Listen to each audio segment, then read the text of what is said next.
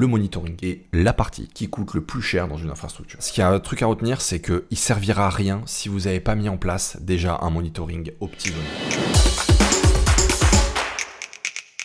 Le 2 décembre 2025, ils ont annoncé 3 agents, DevOps agents, Security agent et Kiro qui serait spécialisé pour le coding. Alors moi j'ai pris des news beaucoup sur l'aspect DevOps agent. Il a été prod ready, donc on appelle ça GA, début avril 2026. C'est un SRE virtuel 24/7. C'est qu'il n'est pas entraîné de base pour régler le problème. Il est plutôt entraîné pour analyser, faire du RCA, c'est-à-dire du root cause analysis, c'est-à-dire trouver ce qui se passe. Alors AWS d'un point de vue marketing a référence moins 75% de MTTR.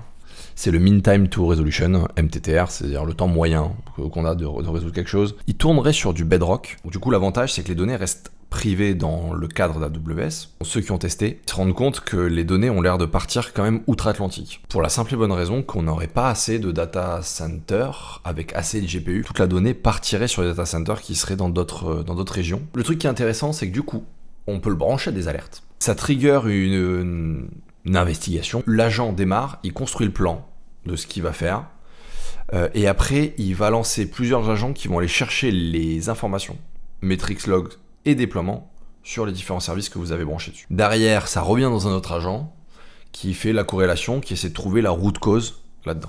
Et après, ça écrit la recommandation et ça vient vous la poster là où vous avez envie que ça vous la poste. Sur Slack, sur Teams, sur Jira, etc. Et le gros avantage, c'est qu'on gagne du temps. Si comme moi, vous avez passé des jours, des nuits, des soirées à essayer de comprendre ce qui se passait et c'était incompréhensible, surtout avec des stacks Java, WGU, et c'est des étudiants qui ont dit qu'ils avaient testé le produit et ils avaient trouvé la root cause de certains problèmes en 28 minutes. Et il y a aussi ZenChef, il y a eu un incident pendant un hackathon. Et ils ont trouvé la root cause en 20 minutes grâce à AWS Agent. Ça a l'air d'être assez dingue. Par contre, ce qui peut poser problème, c'est le coût. Ça peut devenir assez cher, mine de rien. On est sur un coût de 0,0083 centimes par agent par seconde. Si vous avez 10 agents qui tournent pendant 8 minutes, ça vous fait 40 balles. Sauf que ça, c'est que la partie agent. Parce qu'après, derrière, le problème, c'est qu'il va request CloudWatch, il va avoir des alertings, etc. Ça va vous pousser, vous aussi, à mettre plus d'alertes sur CloudWatch, etc. Donc, du coup, ça va vous coûter plus cher. Il faut savoir qu'en moyenne, le monitoring est la partie qui coûte le plus cher dans une infrastructure. Ce qu'il y a un truc à retenir, c'est qu'il ne servira à rien si vous n'avez pas mis en place déjà un monitoring aux petits oignons. Voilà. Franchement, ne le testez même pas si vous n'avez pas un monitoring qui fonctionne nickel. Jean-Baptiste Kempf, je pense que vous le connaissez à peu près. C'est le créateur de VLC, il est CTO de Scaleway. Il nous faisait un petit point de là où on en est. Il nous a mis une note à chaque fois sur la France, elle en est où. Que d'un point de vue énergie, il nous a mis une note de 9. D'un point de vue data center, il nous a mis 8 parce qu'on sait bien faire briquer des data centers, mine de rien. On a OVH, on a Scaleway. Je crois que c'est Eclairons qui fabrique des data centers dans des containers. Le refroidissement, on n'est pas mauvais aussi grâce à Schneider et à Legrand. Ça peut représenter 60% de l'énergie d'un data center. C'est-à-dire que vous utilisez plus d'énergie à refroidir vos data centers que d'énergie que vous utilisez à compute de la donnée ou du GPU. Si vous êtes au Qatar, c'est plutôt 60%. Si vous êtes en Islande, c'est plutôt 5%. Donc en réseau, on n'est pas fou. Et en conception de puces, alors là, on est nul d'un point de vue cloud provider. Et c'est là où je voulais faire un point. Il nous a mis 7. Je trouve qu'il n'a pas été très gentil. Et moi, j'aurais bien mis 8 ou 9. Parce que, en vrai, en France, on n'est plus à plein de temps que ça. Scaleway, OVH, Outscale, Clever Cloud, Cloud Temple, ce sont des acteurs français qui font un boulot excellent. On n'a pas du tout à rougir. Aujourd'hui, on a vraiment des capacités qui sont assez intéressantes. Donc, c'est plus un problème de migration, c'est plus un problème de coût, de changer de cloud. Donc, vraiment, le cloud français, force à vous, lâchez rien. Vous allez y arriver. On va applaudir Baptiste. Merci beaucoup Tanguy de m'avoir invité aujourd'hui. Franchement, c'est top. Ça fait un peu près 10 ans que je descends dans l'iceberg de l'IT. On peut le voir comme ça, très facilement. Et globalement, aujourd'hui, j'ai 2 ou 3 casquettes fondamentales. Je fais de l'architecture cloud, de l'ingénierie plateforme. L'objectif, c'est de vous parler un peu de Terraform et de faire un peu plus de détails sur comment on gère des environnements. La promesse de Terraform, c'est de venir piloter de l'infrastructure, d'utiliser une approche que l'on appelle déclarative, c'est-à-dire que je donne l'état désiré, j'applique cet état-là et Terraform se débrouille pour venir orchestrer les opérations sur mon fournisseur de services. Terraform a 3 déclinaisons. Vous avez ce que l'on appelle Terraform Community Edition, c'est le CLI en fait, que vous utilisez sur votre machine locale. Vous avez Terraform Cloud qui fait partie de l'offre HashiCorp Cloud, qui va vous permettre d'utiliser en mode SaaS une plateforme pour venir piloter votre infrastructure. Et vous avez aussi Terraform Enterprise, qui est la déclinaison en fait de Terraform Cloud que vous installez en local, on-premise, si vous ne souhaitez pas dépendre de cette déclinaison SaaS. Quelles sont les news un petit peu importantes de l'écosystème? La news importante qui date du 31 mars dernier, la modification du mode de facturation.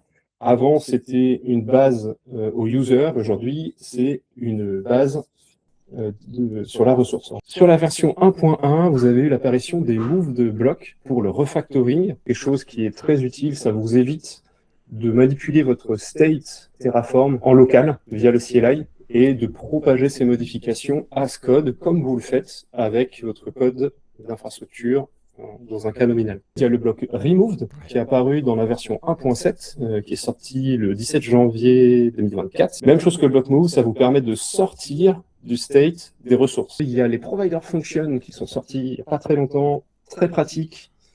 À quoi ça sert? Typiquement, construire des ARN côté AWS ou extraire un numéro de compte ou des choses comme ça directement. La version 1.14 qui date donc du 19 novembre, vous avez les action blocks. Et ça c'est vraiment intéressant. C'est des actions que l'on peut venir déclencher sur un événement. Donc vous connaissez tous normalement le bloc lifecycle en Terraform qui permet de gérer des actions avant ou après la création d'une ressource. Eh bien, vous pouvez venir vous brancher sur ce modèle d'événement pour aller faire des actions directement sur vos ressources. Et enfin, une news qui peut être assez intéressante, vous aurez bientôt la possibilité de venir variabiliser la source et la version de vos modules Terraform. À partir du moment où vous pouvez variabiliser ça, ça veut dire que vous pouvez construire une map de référence de ces sous-modules et venir choisir la version que vous venez propager par rapport à un environnement, par exemple. Vous pouvez dire, en dev, j'utilise la latest, et en prod, je viens sécuriser ma version sur quelque chose que j'ai bien testé et validé en amont. C'est un exemple de cas d'usage, il y en a sans doute beaucoup d'autres, c'est très récent.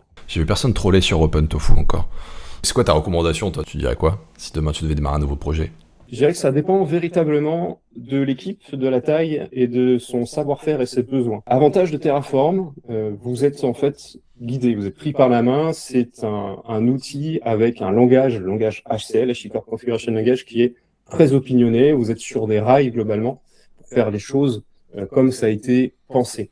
OpenTofu, moi je le vois comme quelque chose d'intéressant. C'est bien d'avoir une alternative, ça rend le marché plus sain. Regardez les licences, regardez les implications, comprenez bien d'un point de vue gouvernance où est-ce que ça vous emmène, parce que là c'est absolument pas un choix qui est technique. Ça dépend de votre cas d'usage. Il peut y avoir besoin de sortir de cette licence-là parce que en fait vous n'avez pas le choix. C'est exactement le cas de GitLab qui a déprécié le support de Terraform dans ses templates qui étaient proposés par défaut. Pourquoi? À cause de la licence. C'est pas parce que OpenTofu est meilleur ou Terraform est meilleur, c'est simplement qu'ils ne peuvent plus distribuer dans un logiciel payant du support d'un outil qui est protégé par une licence BSL. Ce qu'on voulait vous présenter avec Tanguy, un cas d'usage un peu plus global, comment on gère le multi-environnement avec Terraform. On peut distinguer alors 3 niveaux officiels. Et moi, je vais vous proposer un 3e niveau, un peu hybride, par-dessus ces 3 niveaux-là. On va distinguer donc 3 niveaux. Globalement, quand vous construisez ce que l'on appelle un root module Terraform, c'est un module qui a vocation à aller piloter l'infrastructure, à la différence d'un sous-module qui est un module qui a vocation à proposer une brique élémentaire que vous pouvez réutiliser. On voit ça comme des Lego, c'est un exemple que je reprends souvent depuis des années. Ça marche bien. Globalement, qu'est-ce que c'est? C'est un root module, le mono-environnement. Pourquoi ça peut être utile? Peut-être pour commencer à bootstrapper un projet, tester des choses.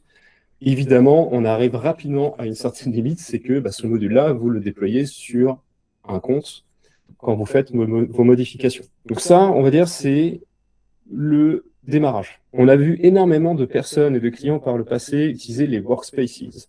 Alors, les workspaces, dans le monde de Terraform Community Edition, c'est-à-dire avec la CLI locale, ce n'est pas du tout prévu pour déployer des environnements. C'est un usage qui a été détourné.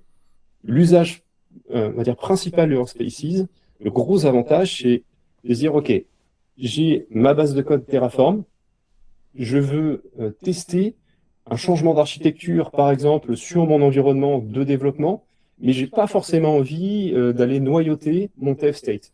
Donc, qu'est-ce que je fais? Je crée un workspace en local qui va me permettre d'isoler mes changements dans un TF state séparé.